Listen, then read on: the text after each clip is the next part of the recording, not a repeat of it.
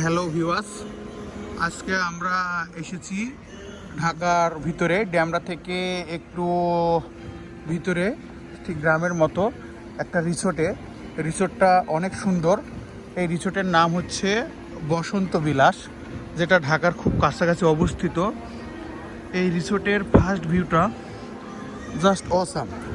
First ভিউর মধ্যে এখানে দেখুন সবগুলা গাছে লাইটিং লাগানো গাছ। এই যে রেস্টুরেন্টের পাশে এখানে খাওয়ার পাশে এখানে ঝর্ণাতে পানিতে সব সময় দেখেন পানি এখানে ওঠানামা করে।